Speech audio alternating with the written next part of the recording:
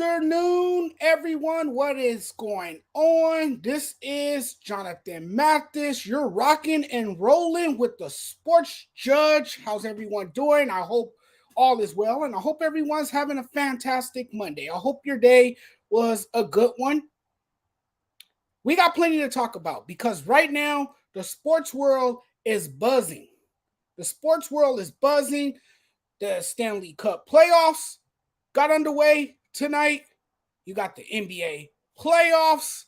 There's a lot happening in the world of sports, and this is one of my favorite times of the year as a sports fan. I know most sports fans look forward to this. If you like NBA basketball, you got it. If you like NHL hockey, you got it. Baseball season has started, so you got baseball too. You got a lot of things going on, but the big topic of discussion is these NBA playoffs, because as we talked about, the West is wide open.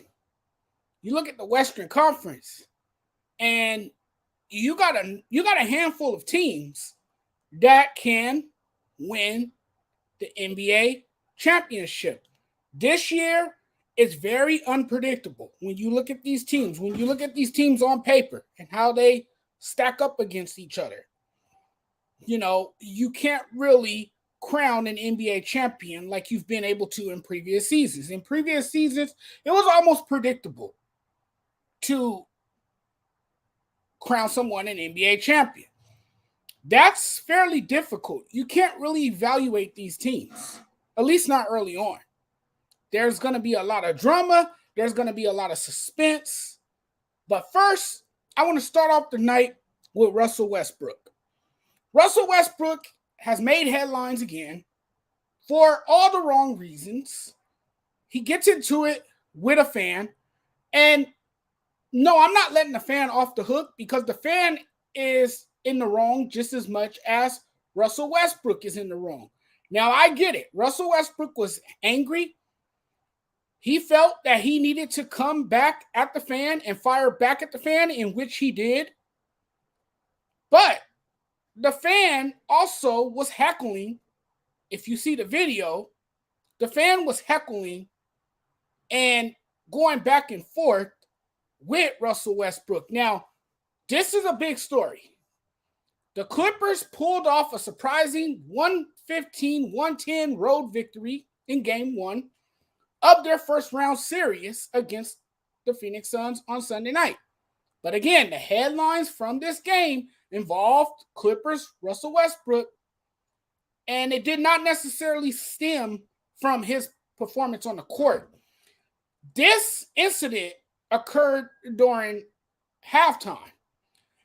As he was walking out of the locker room at halftime, Westbrook appeared to get into a verbal altercation with a Suns fan that was in this nice fancy lounge. It's a VIP lounge area that resides right next to the tunnel that grants access to the court.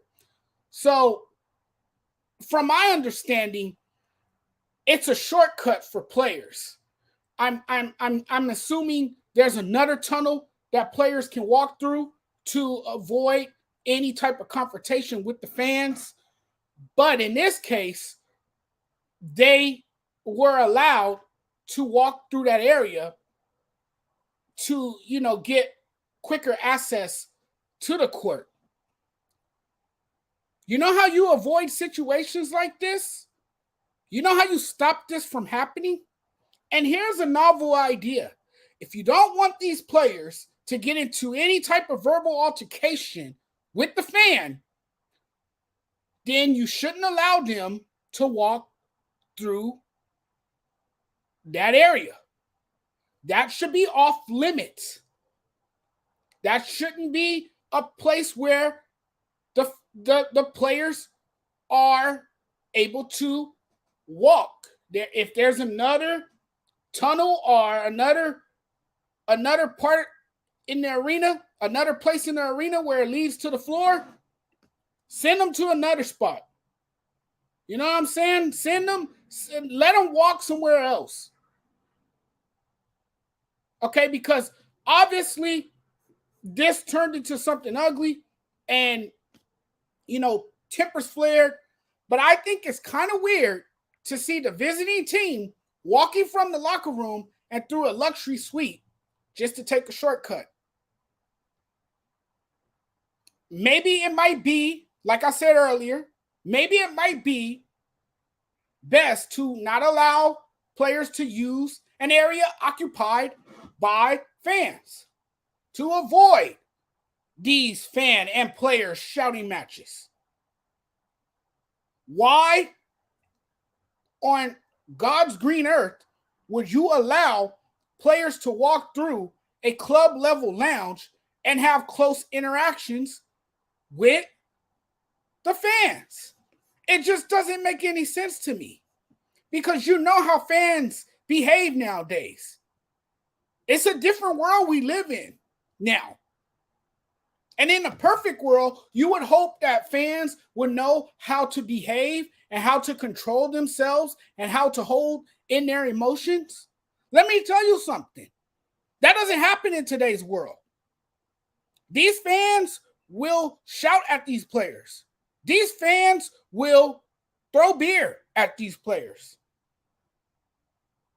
And I don't want to hear about it being because of alcohol consumption. I don't want to hear that. That's a lame excuse to me. If you can't handle your liquor, you shouldn't drink at all, especially in a public place like that. So don't come with me with that excuse that alcohol has a lot to do with why fans behave the way they behave, because that's utter nonsense.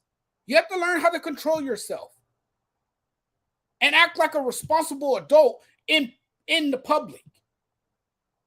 You go to the game, you stay in your seat, you enjoy yourself. You have a good time. Where is the humanity in sports? I often question, where is the humanity? Where is the civility?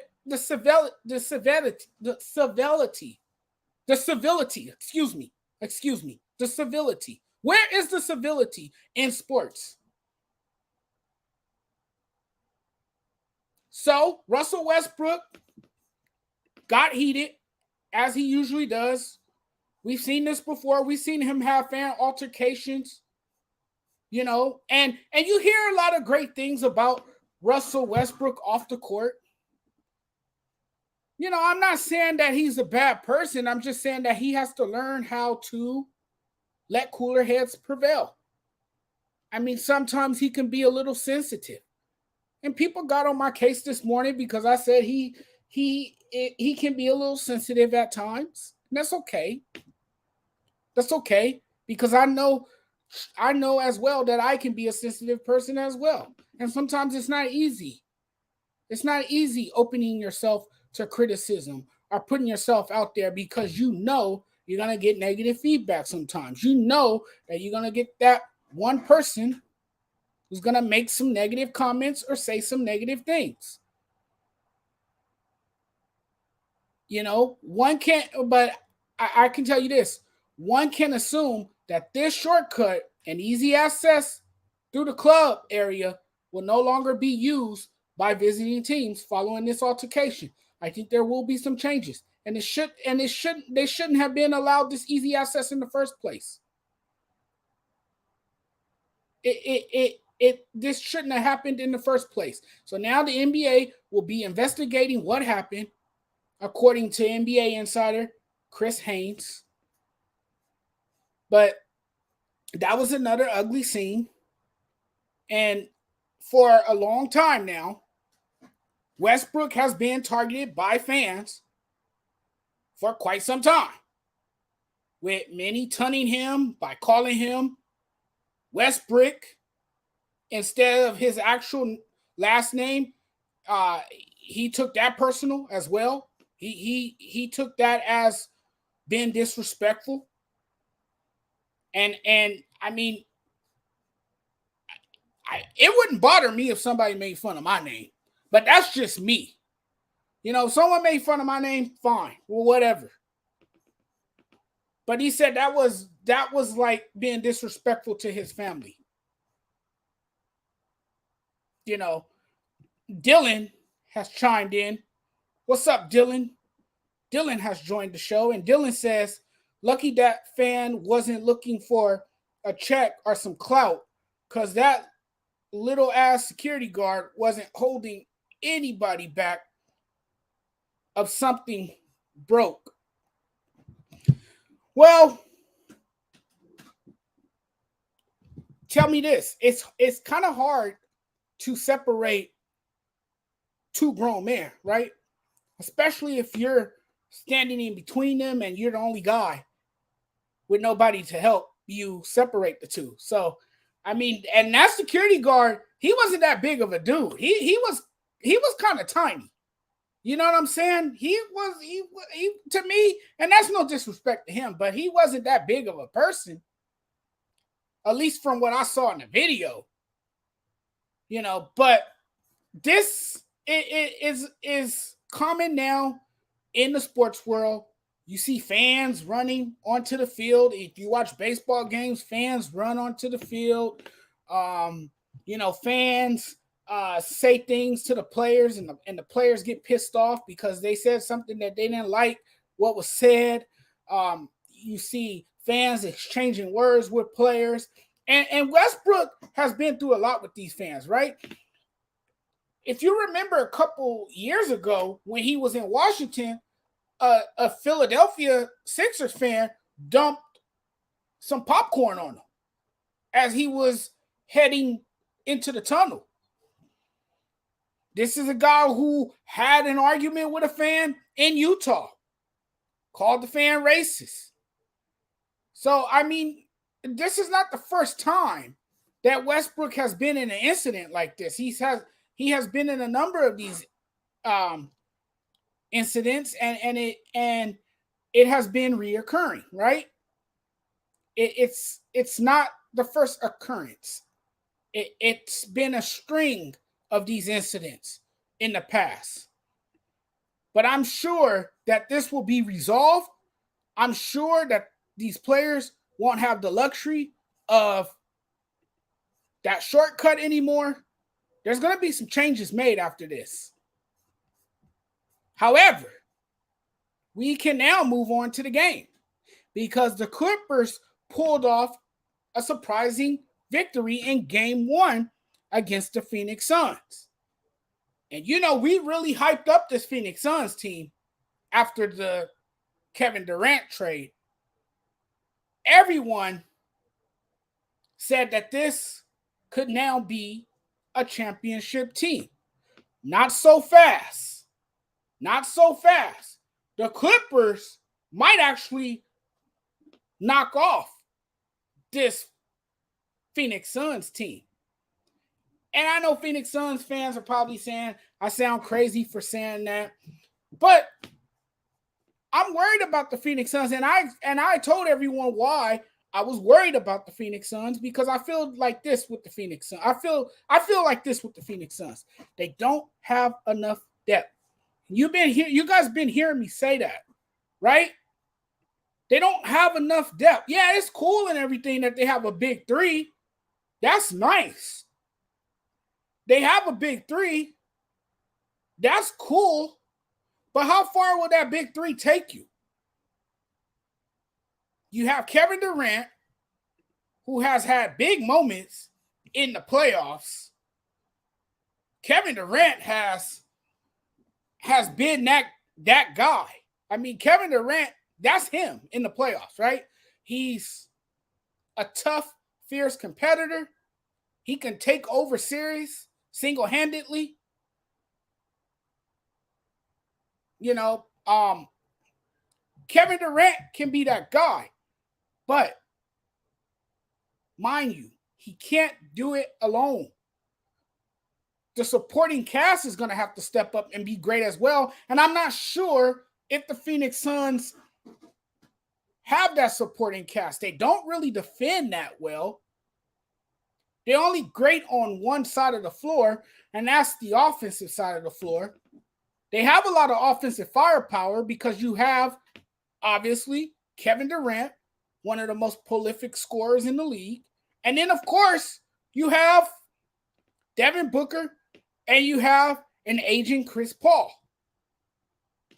This might be Chris Paul's final chance at a championship, by the way. And you guys been hearing me say that as well.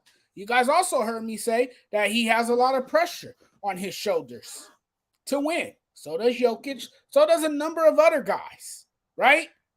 But to me, Chris Paul has a lot of pressure because Chris Paul has been coming up short each year, it seems, in the playoffs. That's been the knock on him, is that he performs the choke job. You saw that he disappeared last year in the second round. And that was an utter disaster if you remember that game. Absolute humiliation is what it was. And Dylan writes here, Kevin Durant being 0-7 in his last 7 playoff appearances is crazy. Dylan, don't expect him to be 0-7 and don't expect him to go 0-8. At some point, great players figure it out. They rediscover themselves, and that's the hope for Kevin Durant. Because if he is able to rediscover himself, he can, like I said, he can take over a series. But I don't see it against this Clipper team. I think this Clipper team is better than what we expected them to be. This Clipper team stole game 1 in Phoenix. And their star forward had one heck of a game. Kawhi Leonard led his team with 38 points, 5 rebounds, and 5 assists, while sinking 9 of 10 free throw attempts. You couldn't ask for a better performance from your superstar, who is known for load managing, sitting out games as he nurses injuries. That's been the story on him ever since he has become a Clipper, right? Is his health. Can he stay healthy? Can he deliver for his team?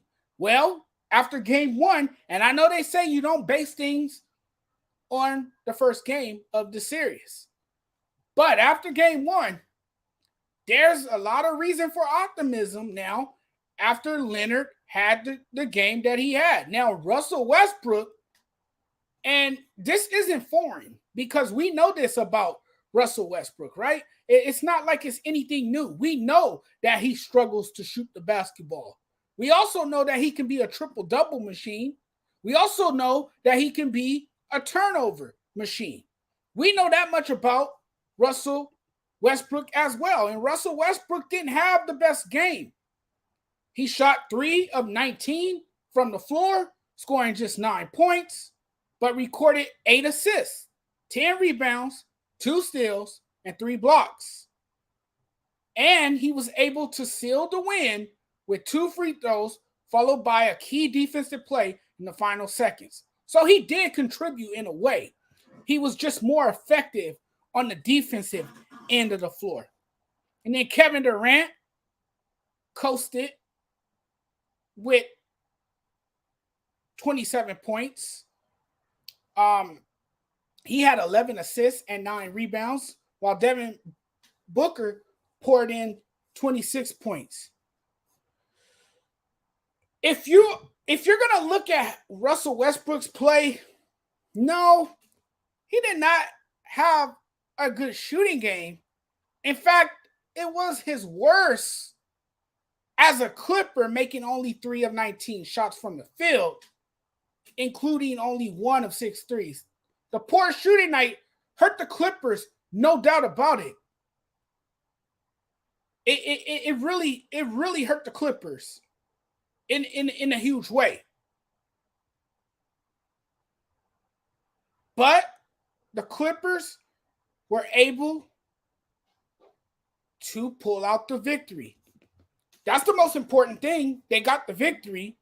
And Westbrook made all of the other plays in an impactful fourth quarter. When they needed him to step up, he was huge, made good plays. And in the last 3 minutes of the game, with the Clippers clinging to a 199 lead. Westbrook had 2 rebounds. He collected a couple of boards, had 2 assists, 2 clutch free throws, and a game-sealing block of a quick Booker who drove to the basket late in the game. So, if one thing's not working, if your shots are not falling, you find other ways to be effective and to contribute for your basketball team. And Westbrook did just that. Westbrook did just that. But this Clippers team, man, this Clippers team is scary.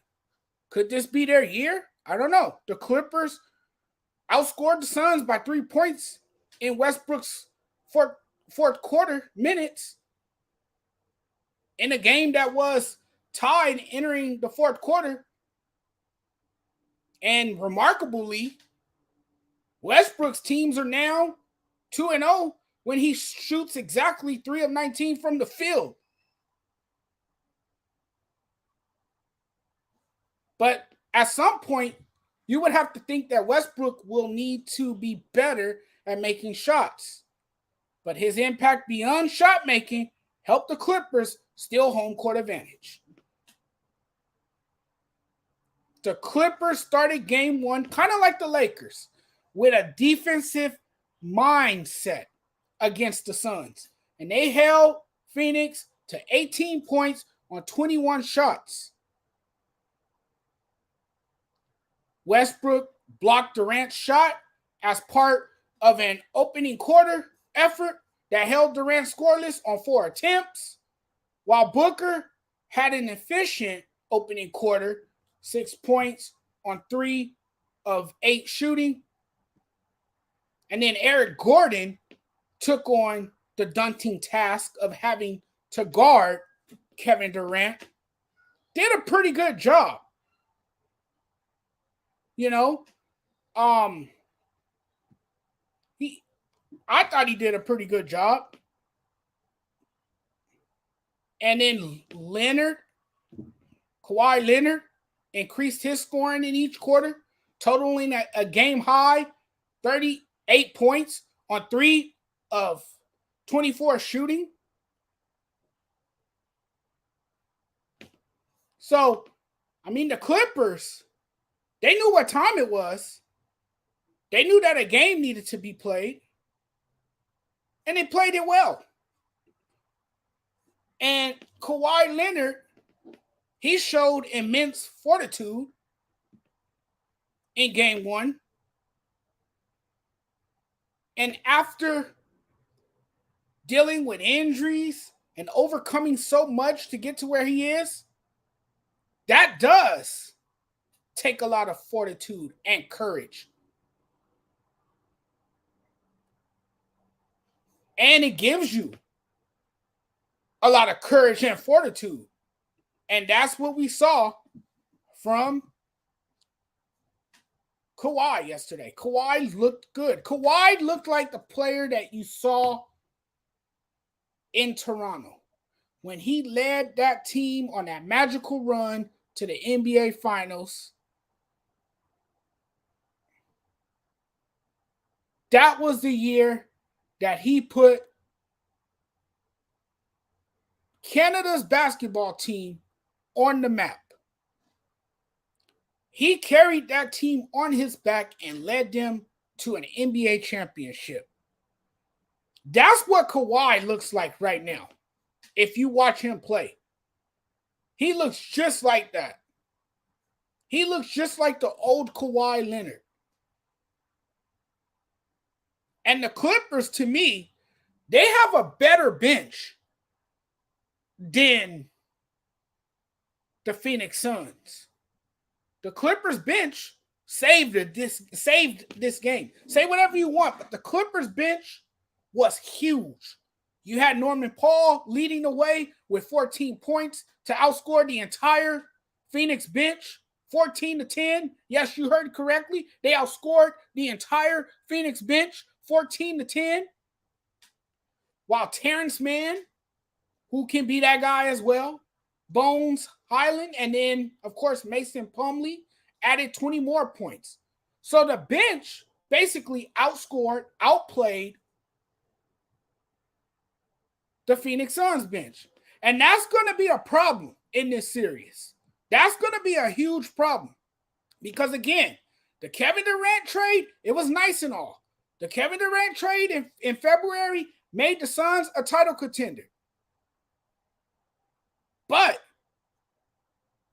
there's also some signs of concerns. And this can be very troubling for the Phoenix Suns. I don't see them making a deep run plan like this. I don't. If you go back to that third quarter, if you go back to the third quarter of that game on Sunday night, the Suns, playing mostly with their second unit on the floor, gave up a 9-point lead in 4+ minutes. Gave up a 9-point lead. You can't even rely on these guys. You can't even depend on anyone off that bench. You traded your best guy away to get Kevin Durant, your best defender, Mikal Bridges. You traded him away. And look what he's doing in Philly. I mean, not Philly. Excuse me. The team they're playing, yes. I mean, in Brooklyn. Look what he's doing in Brooklyn. Look at the impact that he's made with the Brooklyn Nets so far since he has arrived there. And overall, the Clippers, again, outscored the Suns bench 34-10. Lopsided. It was completely lopsided. It was the defense and rebounding, and in the closing minutes, it was matching Westbrook's energy. And that seemed to get stronger and stronger as the game went on. Again, Westbrook was awful shooting. But with the game on the line, Westbrook took over in a different way. He out-hustled the Suns. He bullied the Suns. He out-battled them. He outsmarted them. Plain and simple. So I'll say that was a fairly good game for Westbrook. Wouldn't you say? Wouldn't you give him a round of applause for the way he performed in yesterday's game, despite the terrible shooting? Despite how bad he shot the ball? I mean, it was an abysmal shooting night for him. But he found other ways to get involved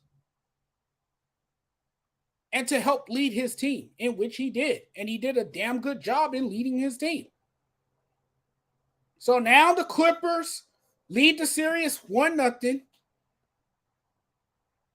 And I will say this. I think, and I know it was just one game, I think the Suns are in trouble.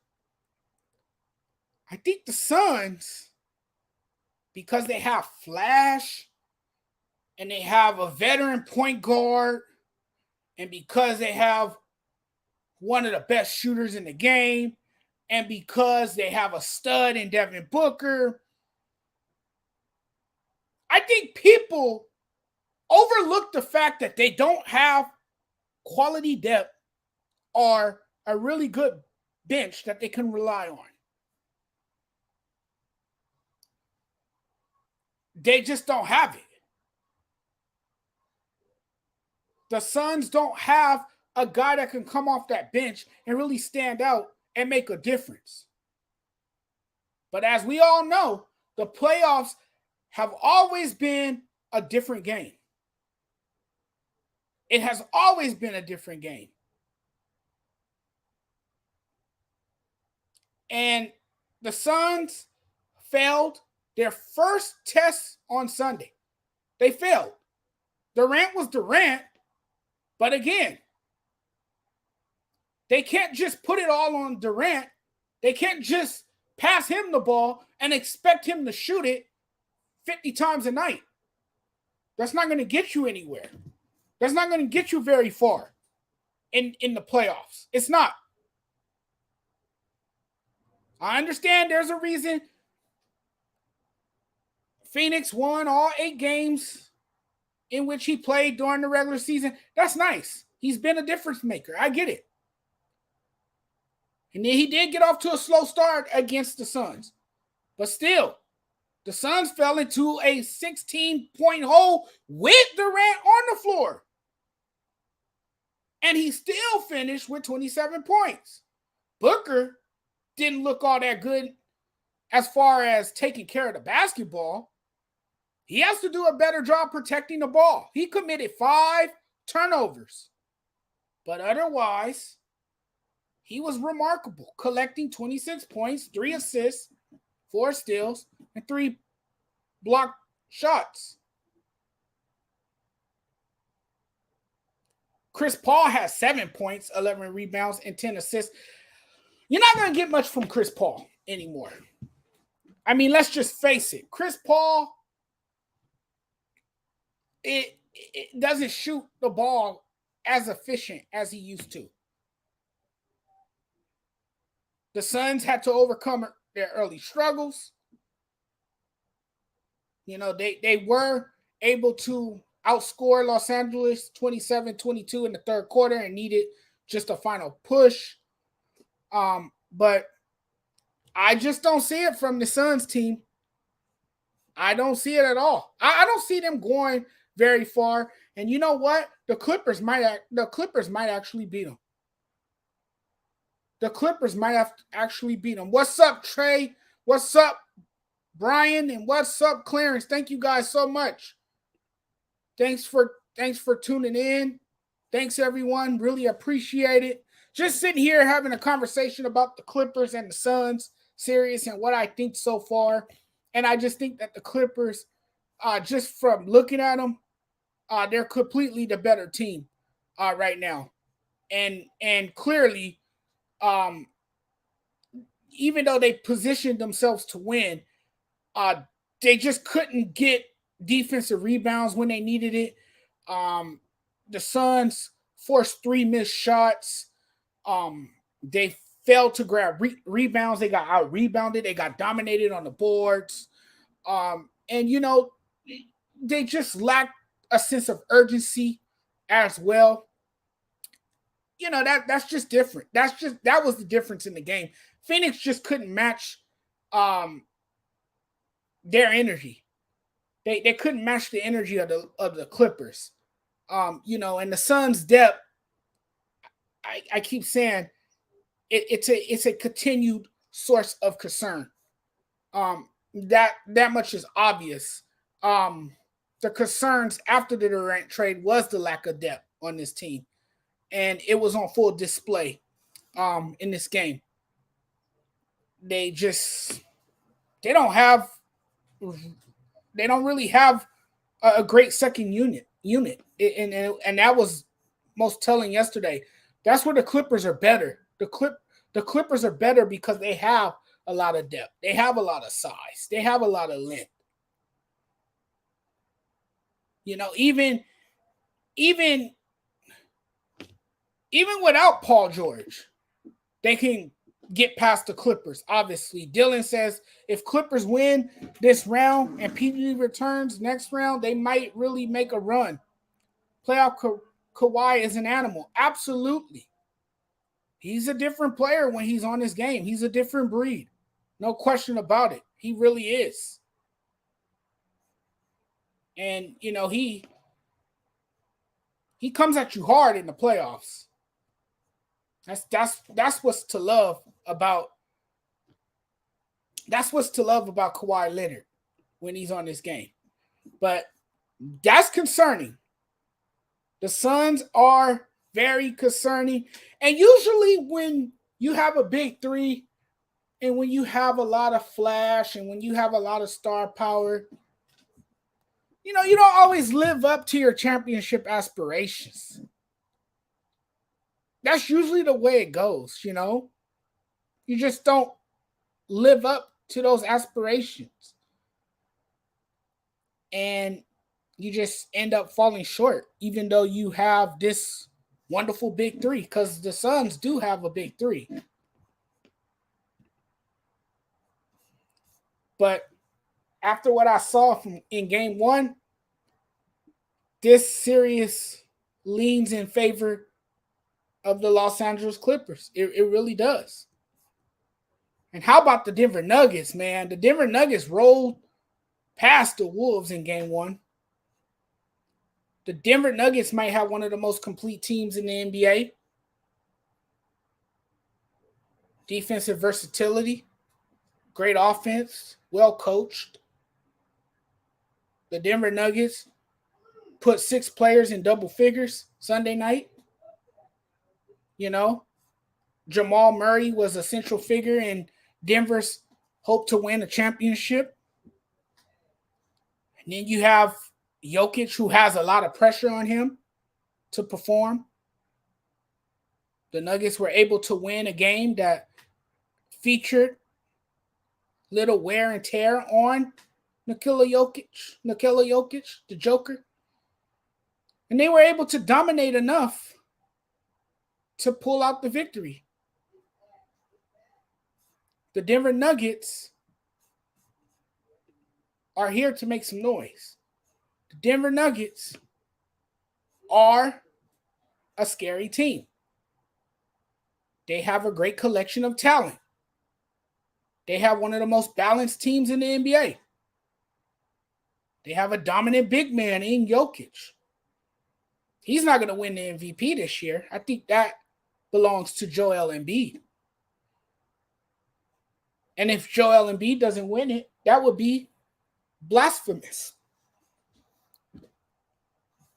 But we do know that the Denver Nuggets are a very good team as well. They sat atop the West all year long. Denver has been questioned for much of the season, despite its status as the top team. But on Sunday night, when the game truly mattered, the Nuggets asserted themselves often and early. The Nuggets showed up. The Nuggets played like a number 1 seed in their postseason opener. And they said, hey, look, we're here to play. And they were able to neutralize the Minnesota Timberwolves, who I thought could give them a lot of trouble. Now, the series is far from being over, but I think if there's a number 8 seed that can challenge them, that can be challenging for a number 1, I think it's clear to say that it's the Minnesota Timberwolves. But the Denver Nuggets, man, it was a stellar defensive performance through 4 quarters. Mike Malone has made sure this team is well prepared. The guys were locked in the entire game. And that's the kind of effort they're going to need to get through the series. It's very important. So I like how they put a great emphasis on defense. And that's what they did. Everyone defended really well for the Denver Nuggets. The Denver Nuggets were fantastic. They were fantastic. I don't know if there's a better team in the Western Conference. Like I said earlier, the Western Conference is wide open. I don't know if there's a better team. But the Denver Nuggets can separate themselves from everybody else with the way they defend, with the way they play. The Nuggets were able to, again, neutralize Minnesota. Whatever Minnesota tried to do offensively, the Nuggets were able to slow them down. When the Timberwolves tried to run pick and rolls, the Nuggets blew it up by fighting over the screens and contesting the action.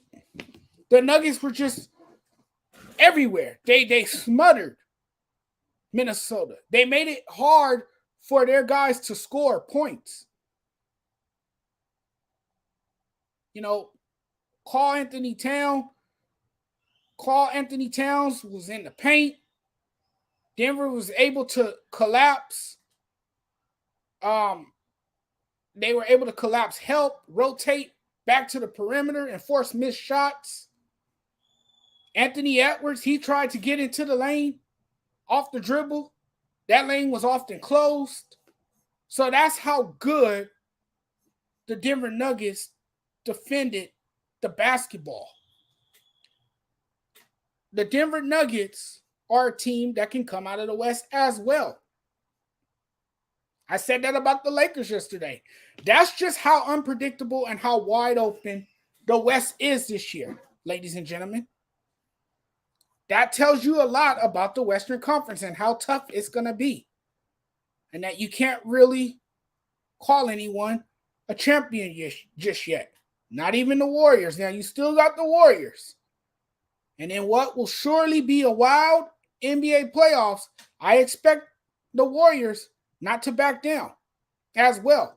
They have game 2 against the Sacramento Kings later on tonight. Or they might have started by now. But I know game 2 is either getting ready to start or it's underway. And the Warriors will be looking to respond tonight because they don't want to go down 2-0 in the series. But the Kings are a very good team as well. They're scrappy. They're young. They have De'Aaron Fox, one of the most underrated guards in this league. Very unappreciated. But he let everybody know the other night who he is. And he put the rest of the league on notice with his play out there on the floor. He was fantastic. He might be one of the best closers in the game today. He's definitely a proven player in crunch time. Because this guy is a clutch performer. What you saw was a clutch performer. And he showcased his talent. He has a very unique skill set. And this is a guy who is not scared to show up on the big stage. He was simply amazing. So this Kings and Warriors series, to me, is the most intriguing first-round series. It definitely lived up to its hype in game 1. And Sacramento lit up the beam after the win. What a great game that was. But I do expect the Warriors to even up the series tonight.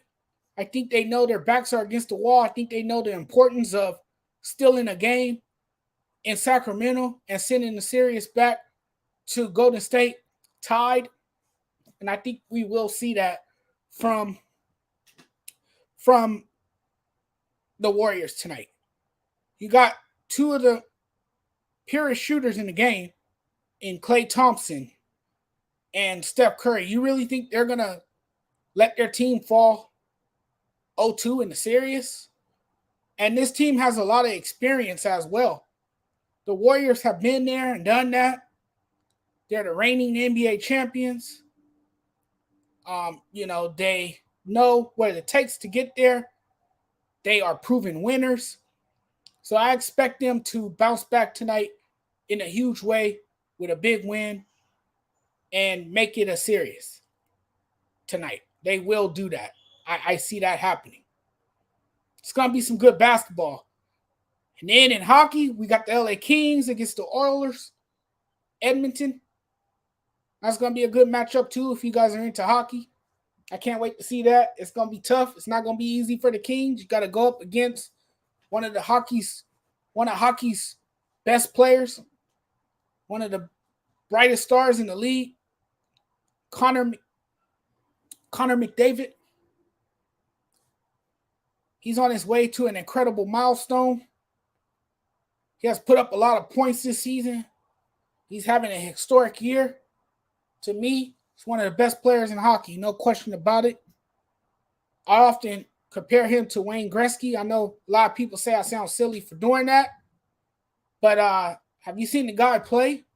Have you seen how he dominates the game of hockey? He leads in just about every statistical category. Come on, the man is real. The dude is good. The dude's doing his thing. He's kicking ass right now. He's playing phenomenal hockey this season. So I'm looking forward to that game. There's going to be a lot. There's going to be a lot happening. There's a lot of action. Plenty to talk about. The Lakers, they will get back on the floor again, hoping to go up 2-0 in the series. And I had my doubts about the Lakers, but suddenly the Lakers are very convincing again. If they play like they played yesterday, they'll be a dangerous team, a tough out for a lot of people, especially against the Grizzlies. And the Grizzlies better hope they get Ja Morant back, because they can't win the series without Ja. But man, I couldn't say enough about Austin Reaves. Austin Reaves was fantastic in game 1. He was balling. He was knocking down fadeaway jumpers. He was attacking the paint. He was getting to the free throw line. He was lighting up the scoreboard any way he could. I mean, that dude is good, man. Reaves is just amazing. He arrived on the national NBA stage, and people are talking about this dude. People are talking about this dude because his 14 fourth quarter points, he had 23 points overall, guided the Lakers to an impressive 128-112 road victory over the Grizzlies in game 1 of the Western Conference first round series at a very loud FedEx Forum that suddenly went silent when he started to erupt. And I mean, the Lakers got players, man. They got a bench. They got guys that can score. You got Reaves, you got Hachimura, who had 29 points. The offense was incredible during pivotal stretches of the game. So, I mean, the Lakers are another team to watch in the West. I mean, the Western Conference to me is fun this year. It's very exciting this year, and it's going to be good. It's going to be some exciting basketball. Then you look in the Eastern Conference. You got the Miami Heat. They are a team to talk about. They're dangerous come playoff time because Jimmy Butler usually shows up in the playoffs. You still got Giannis. Giannis went down with a back contusion yesterday. He had to leave the game, and he came back, but then he had to leave the game again. And the update on him is that he could be back for game 2. The Bucks are optimistic he can return for game 2 versus the Heat. And they're going to need him because good luck. You're not winning a series without him. I don't care how good Bobby Portis is for you off the bench. You're not winning. You're not winning without Giannis. You're not. That's not happening. So Giannis is a very, very important piece to their puzzle, and he is their star player. You have to have him out there. You have to have him on the floor if you want to beat the Heat in a best of 7 series.